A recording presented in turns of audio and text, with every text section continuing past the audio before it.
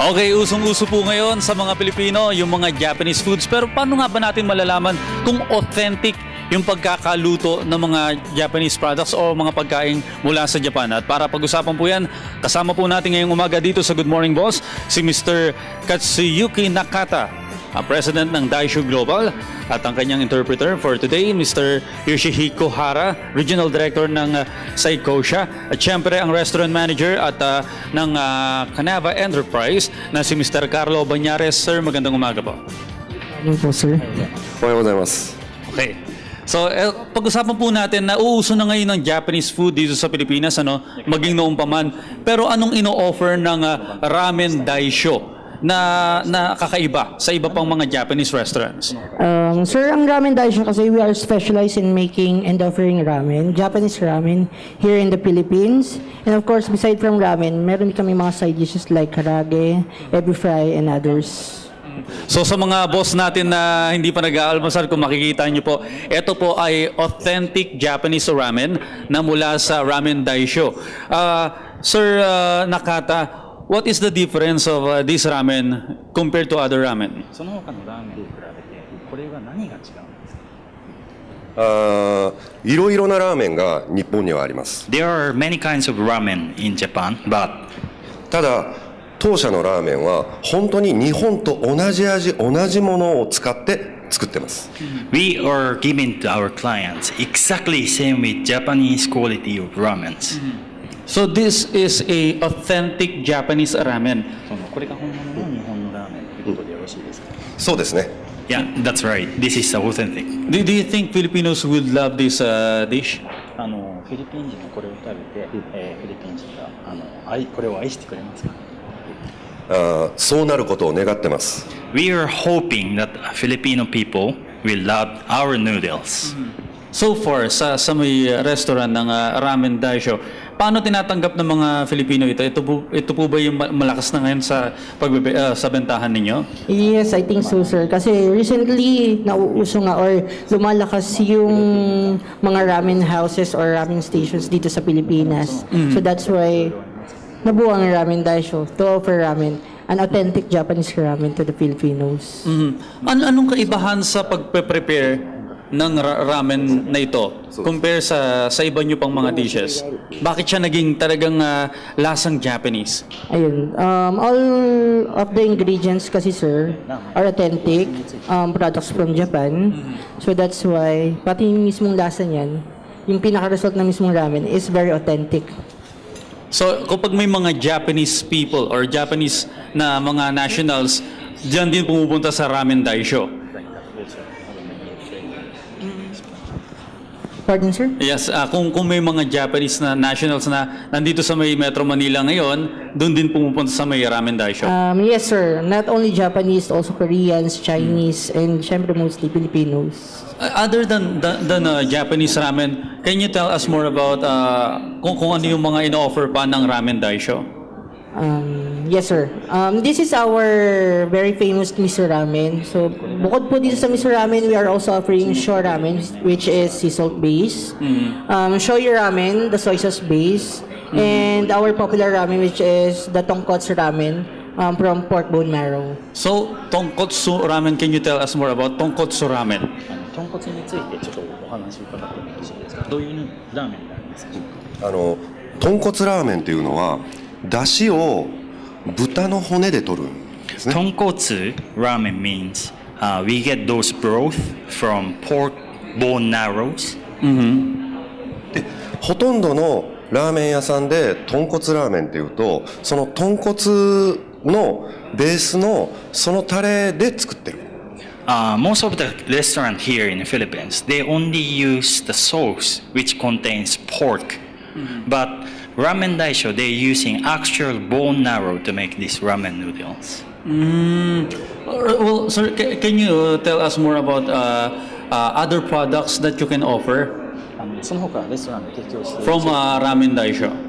大小の中で特にその人気のあるものをちょっとご紹介いただきます。まず一番人気があるのが、この味噌ラーメン。 Most number one famous ramen noodles in our restaurant is miso noodles. でナンバー2が豚骨ラーメン。 And number 2, most famous is tonkotsu, pork bone marrow noodles. Well, no. あとはチャーハン。 And also we have fried rice, Chinese style, but it has some twist for Japanese fried rice. Okay. Can you tell our boss where can we find Ramen Daisho? もしよろしければラーメン大将がどこにあるかっていうのをちょっとお伝えください。Ramen Daisho is located in Mandaluyong at Unit 2, ground floor, Sunshine Square, Liberty Center, Shaw Boulevard, Mandaluyong City. Isa lang ang Ramen Daisho sa may Shaw Boulevard lamang. Yes po, this is our first branch. Do you have any plans of expanding like in Cebu or in Mindanao みんな area? なんですっていうご予定ございますか。今ですね、フランチャイズも含めて店舗展開を考えております。 Currently, we are planning to expand our business, including, of course, franchising. で、いろいろな場所にフィリピン人がみんなが味わっていただけるように今からどんどん広げていこうと思ってます。 I would like to all Filipino persons going to visit our restaurant. For this, we need to expand everywhere in the Philippines. That is his plan. Okay, can you invite our viewers? So, pakisabi po yung mga telephone numbers or yung kung meron kayong mga website, titikman ko muna to, ha? Yes po sir, sige po. Ayan, so please visit our store, Ramen Daisho, located in Mandaluyong City. Taste our authentic Japanese noodles, Japanese ramen. For sure, you're going to love it. Okay, can you tell us more about the trainings din? Kasi syempre, authentic ang sinasabi nila, Sir Nakata, tungkol dito sa may authentic Japanese ramen. Yung mga training naman sa mga staff ninyo doon sa may restaurant, talagang tinitraining ba ng, paano yung klase ng training sa pagluluto nito or Yes po, sir. preparation? Yung pinaka-master chef po kasi nito, which is Mr. Pranatsu from Japan, siya po yung mismo nag-train sa head chef namin, also with me. And then, meron din siya mga kasamang staffs to help him train us. And then, yung mga Filipino staffs naman namin sa Ramen Daisho, it is us who will train them naman. ここはちょっとねシークレットの部分もあるんですけども、 There are secret in these trainings, but he would like to share. ただよくあるどんどん味が変わっていくっていうのが多分フィリピンでは多いと思うんですけども、 When you visit some Japanese restaurant, their taste every month change, but いつも変わらないようにトレーニングとシステムを組んでます。 what's the most important for the Ramen Daisho is every time you come to Ramen Daisho, same quality, same flavor. That's how we train our employees. You have a very strict standard. その厳しいスタンダードが終わりなんですね。はい、 Yeah, その that's 通り right. です。 That's right. How about the price? Is it affordable? 金額に関してはどうですか？手軽ですかね？金額に関してもできるだけ皆さんに食べていただけるように限界まで今のところ安くさせていただいてます。 Currently, we are trying so hard. Most cheapest price that we can provide to our guests. That's what we're doing, so that everyone can eat this Ramen Daisho. Okay. Ngayon po, tanong ko lang sa iyo, no? Kapag merong mga Pilipinong first time na po bibisita sa may Ramen Daisho, ano yung dapat muna nilang tikman? Siyempre po yung best seller namin, which is Mr. Ramen and also Tonkotsu Ramen. Meron din kasi kaming side dish doon, which is nababagay nga to pagkakain ng ramen, which is our gyoza. Ano yun? Gyoza, Japanese dumpling. How about yung mga beverages? Ano rin yung, meron din bang specialty ang mga, ang Ramen Daisho sa mga beverages? Wala naman so far, sir. Yung mga beverage kasi in Ramen Daisho, puro locals na lang. Puro locals na? Yes po. Pero anong perfect ba dito sa ganitong klase ng ramen? Perfect partner po kasi nito is gyoza talaga, sir. Okay. So, bago po ang lahat, before we end, any final message to Mr. Nakata?